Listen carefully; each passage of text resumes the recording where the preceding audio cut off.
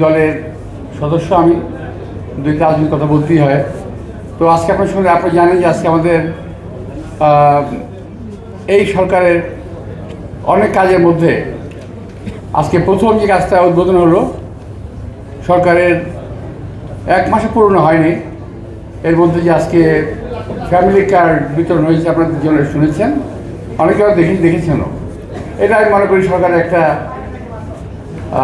ভালো কাজের, কিংবা আমাদের যে 31 অঙ্গীকার ছিল সেটা একটা প্রথম অন্যান্য দফাগুলোকে পরিপালন করার প্রথম পদক্ষেপ আজকে আমাদের প্রধানমন্ত্রী নিয়েছেন।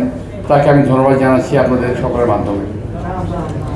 এরপর আসবে কৃষক কার্ড সহ আর অনেক কিছু আসবে, কিন্তু এর মধ্যে বহু লোক বহু সমালোচনা করছে এই সরকারের। ভাবতে এরকম যে এই সরকার 1000 বছর ক্ষমতায় আছে, সরকার ক্ষমতায় আছে মাত্র কয়েকটা দিন। 17 বছর ছিল অন্য একটা দল, এটা ভুলে গেলে চলবে না তো। অনেকেই ভাবেন যে এই সরকার বোধহয় 17 বছরের সরকার, বোধহয় 17 বছর সরকার।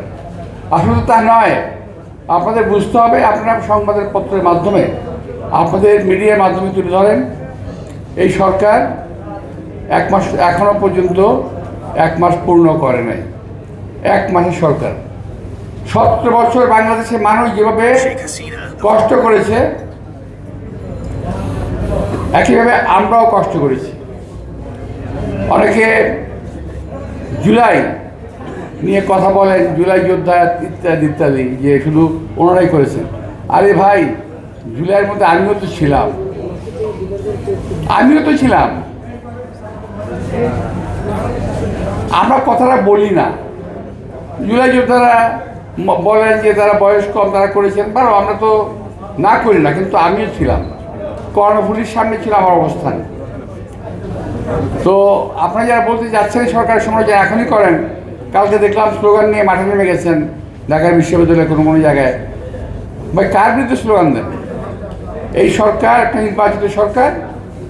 আপনারা ভাববেন না যে এই সরকার একটা আওয়ামী লীগের মতো রাতের অন্ধকারের ভোটের সরকার, কিন্তু না। এই সরকার কিন্তু কোটি লোকের ভোটে নির্বাচিত সরকার। স্লোগান দিয়ে নিজে দাবি কথা বলতে পারেন,